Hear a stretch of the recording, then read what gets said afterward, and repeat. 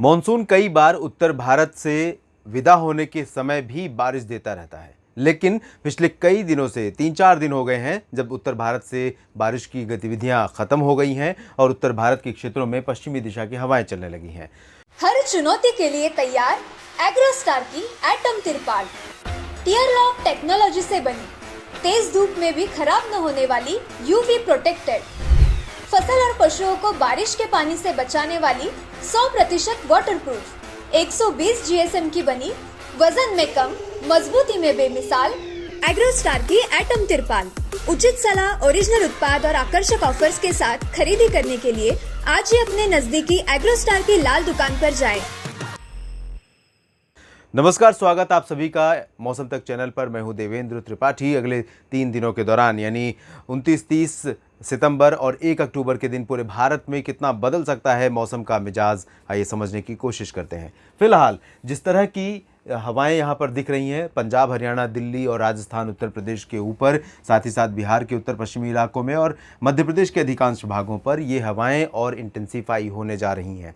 लेकिन आपको बता दें कि इन हवाओं की जो रफ्तार है, हवाओं की जो कह सकते हैं कि हवाओं का जो प्रभाव है, उस पर विराम जल्द ही लगेगा। क्यों लगेगा? क्योंकि एक टाइफून जो कि अभी फ़िलहाल वियतनाम को पार करने के बाद आगे बढ़ गया, थाईलैंड के ऊपर है और आज या फिर अगले 24 घंटों के बीच में बंगाल की खाड़ी में एंटर करेगा और इस टाइफून के एंटर करने के बाद यहाँ पर लो प्रेशर बनने की संभावना है। जब ये सिस्टम लो प्रेशर बनेगा और पश्चिमी उत्तर पश्चिमी दिशा में आगे मूव करना शुरू करेगा, उस दौरान फिर से ये हवाएं प्रभावी हो जाएंगी और पश्चिमी हवाएं पीछे रह जाएंगी।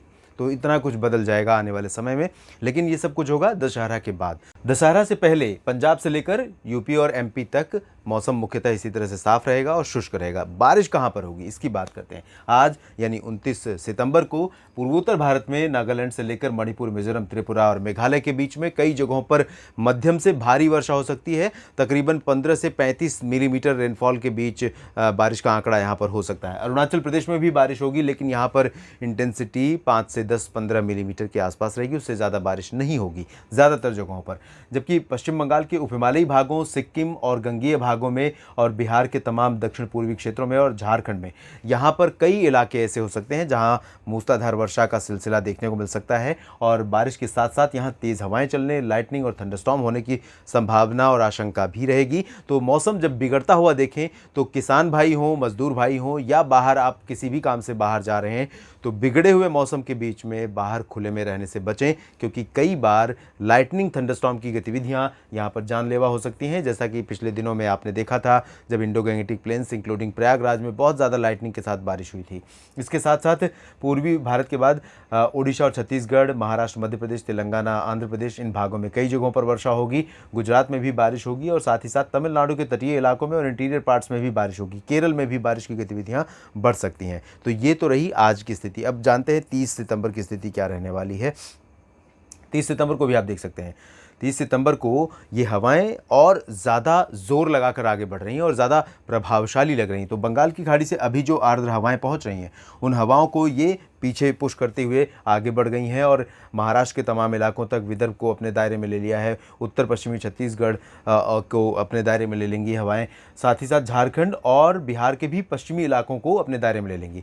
राजस्थान के कुछ भागों पर मॉइस्चर रहेगा, जिसमें जालौर, सिरोही, पाली, अजमेर तक कुछ इलाकों में बारिश हो सकती है। गुजरात में कुछ इलाकों में बारिश होने की संभावनाएं नजर आ रही हैं। बाकी उत्तर भारत के मैदानी इलाकों में और पर्वतीय क्षेत्रों में फिलहाल मौसम कल साफ रहेगा। इधर साउथ इंडिया की तरफ देखें तो यहाँ पर आंध्र प्रदेश और तेलंगाना के इलाकों में बारिश काफ़ी ज़्यादा हो सकती है। तमिलनाडु, कर्नाटक और केरल, इन भागों में फिलहाल बारिश की गतिविधियां कम हो रही हैं, लेकिन उत्तरी आंतरिक कर्नाटक के इलाकों में और तेलंगाना में कई जगहों पर मध्यम से भारी बारिश का सिलसिला बना रहेगा। और अब आपको बताते हैं एक नए महीने के बारे में। अक्टूबर का पहला दिन, और अक्टूबर का पहला दिन ही नहीं बल्कि ये अगर हम ऑफिशियली देखें तो सीज़न चेंज का दिन है। यहाँ पर पोस्ट मॉनसून सीजन का समय शुरू होता है और इसके साथ ही क्या कुछ बदलेगा 1 अक्टूबर को, ये भी समझने की कोशिश करते हैं।